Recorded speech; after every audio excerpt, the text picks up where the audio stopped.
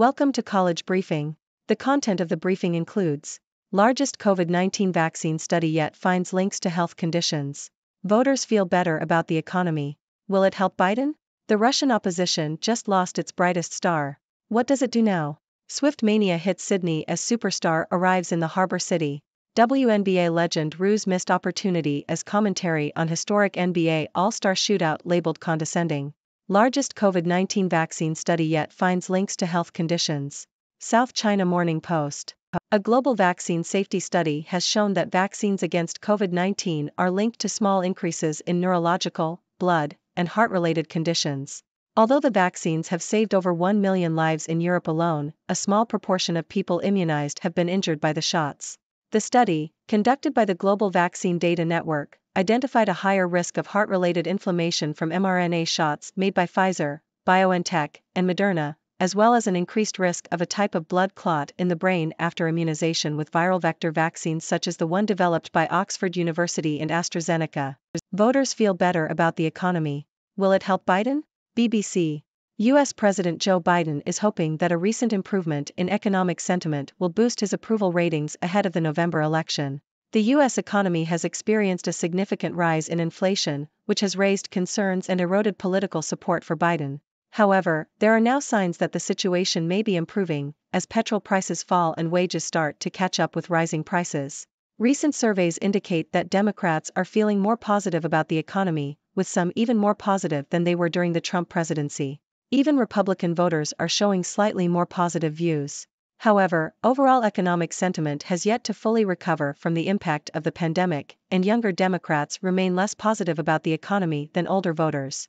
Biden's approval ratings are currently low due to concerns about issues such as immigration and the conflict in Gaza. The president hopes that the improving economic sentiment will help to boost his approval ratings and secure support in key swing states. The Russian opposition just lost its brightest star. What does it do now? Associated Press. The death of Russian opposition leader Alexei Navalny has left the opposition movement in a difficult position. Many of Navalny's allies have been killed, exiled, or imprisoned, leaving few prominent figures to carry on the fight against President Vladimir Putin. The remaining opposition groups and leaders have different visions for Russia's future and are struggling to unite under a single platform. Navalny's team, which includes the anti-corruption foundation he founded, is not part of the coalition being built by other opposition politicians. Putin, meanwhile, continues to consolidate his power, cracking down on dissent and silencing independent media. The opposition's squabbling and lack of unity, coupled with the repressive measures used by the Russian state, make it difficult to mount an effective challenge to the Kremlin. Putin is eyeing another 6 years in power, meaning he could rule Russia for nearly 3 decades. The remaining opposition leaders and activists are grappling with the question of how to reach Russians inside the country and offer them an alternative to the Kremlin's vision of the future. Swift Mania hits Sydney as superstar arrives in the harbor city. ABC. Taylor Swift's arrival in Sydney for her upcoming shows has caused a frenzy among fans. Tickets for her 4 shows in Sydney sold out within hours, and fans have been trying to get their hands on tickets online. The popularity of Swift and her clever marketing tactics have resulted in a significant economic boost for New South Wales. Despite the excitement, Swift's partner Travis Kelce was notably absent from her arrival in Sydney. He mentioned in a podcast that he will likely be heading down south soon. WNBA legend Ruse missed opportunity as commentary on historic NBA All-Star shootout labeled condescending. ABC. The NBA and WNBA held a shootout between Stephen Curry and Sabrina Ionescu during All-Star Weekend. Ionescu, who set the record for the most threes made in a single WNBA season, scored 26 points by hitting 18 of 27 shots.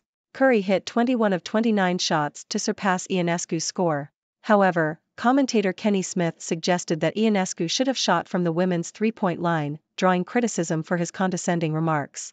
Ionescu defended her decision to shoot from the NBA line, saying it was important to show young kids that they shouldn't be afraid to do something new. The NBA's league office reported that the All-Star festivities, including the shootout, had the most viewers in 4 years. Talks are underway to potentially include other NBA and WNBA players in future shootouts. Year of the Dragon, China faces critical moment in push to revive economy. Al Jazeera. China is facing economic headwinds, with a crisis-stricken property market, subdued export earnings, and crackdowns on private industry. International investors are pulling out of Chinese stocks at record rates. To stimulate greater domestic consumption, Beijing needs to roll out measures, but expectations are subdued due to China's historical aversion to large-scale social spending. Falling prices risk turning into a self-reinforcing cycle if households and businesses postpone purchases in the hope of further price declines. Deflation squeezes debtors as the real cost of borrowed money rises, posing a headache as China's debt-to-GDP ratio reached 110% in 2022. Measures have been implemented, such as lowering mortgage rates and allowing banks to hold smaller cash reserves to spur increased lending. However, China's deflationary woes can be traced back to its beleaguered real estate sector, which accounts for 20 to 30% of GDP. Years of overinvestment and spare capacity have also resulted in limitations to China's capital-intensive infrastructure model.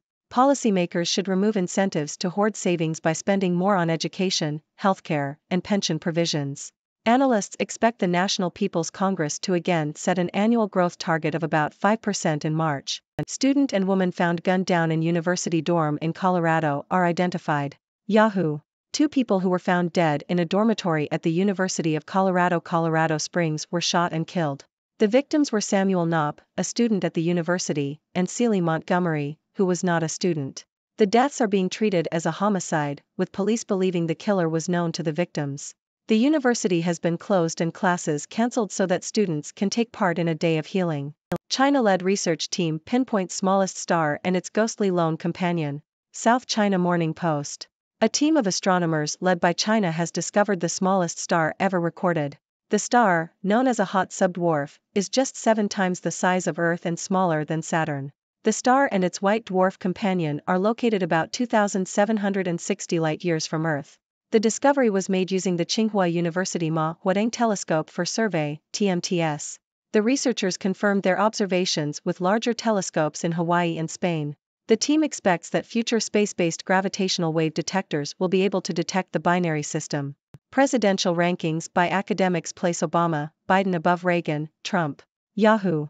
A survey of 154 U.S. political scientists and other experts has named Abraham Lincoln the greatest U.S. president of all time. The study, undertaken by political scientists from the University of Houston and Coastal Carolina University, asked scholars to rate each U.S. president on a scale of 0 to 100 for their overall greatness. Second and third on the list were Franklin Delano Roosevelt and George Washington respectively. Joe Biden was ranked the 14th greatest president and Donald Trump was ranked the lowest of all former presidents. Monday's time schedule. Associated Press. The article provides a schedule of upcoming NHL games, including matchups between teams such as Anaheim and Buffalo, Dallas and Boston, and Toronto and St. Louis. It also lists games in other sports, such as college basketball. Longhorns giving Sarkeesian contract extension is eerily reminiscent to Texas A&M's mistake with Fisher. Yahoo! The University of Texas System Board of Regents is reportedly meeting this week to give football head coach Steve Sarkeesian a massive contract extension. The decision is drawing comparisons to Texas A&M's extension of its coach, Jimbo Fisher, after his 3rd year in Aggieland. Sarkeesian led Texas to number 3 in the nation and the college football playoff, while Fisher finished number 5 and was left out. Both programs chose to give their coach $50 million more in guarantees after a 1-loss season in year 3. The article suggests that Texas should pay closer attention to Texas A&M's decision and not repeat history. Japan's Kakawa sticks with print in Indonesia manga expansion.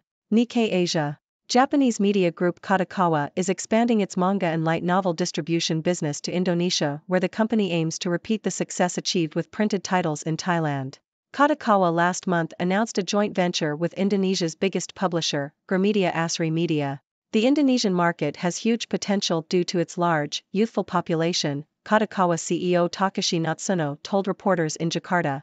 Gramedia not only publishes literature, but also runs more than 120 bookstores. Through the venture, Kakawa plans to translate and release 100 titles, including manga and light novels. BAFTAs 2024, The Moments You Might Have Missed. BBC. The 2022 BAFTA Film Awards were held on Sunday night, and there were several memorable moments from the ceremony. One of the standout moments was when U.S. star Divine Joy Randolph flirted with Chiwetel Ejiofor as she collected her award for Best Supporting Actress. Randolph, who got her start in London's West End, told Ejiofor, "You're so handsome." Another memorable moment was when Michael J. Fox, who was diagnosed with Parkinson's disease at a young age and rarely makes public appearances, presented the award for Best Picture. There was a standing ovation for the actor, and many people on social media said his appearance brought them to tears. The ceremony also had some lighter moments, such as when David Tennant brought a dog to the awards, and when Emma Stone thanked her dialect coach for helping her with her English accent in her acceptance speech for Best Actress. Despite the lack of British male actors nominated for Best Actor or Supporting Actor, British talent received love from across the pond, with stars like Stone and Robert Downey Jr. expressing their admiration for British cinema. ISW, Russia has not demonstrated ability to secure significant gains across large territories. Yahoo!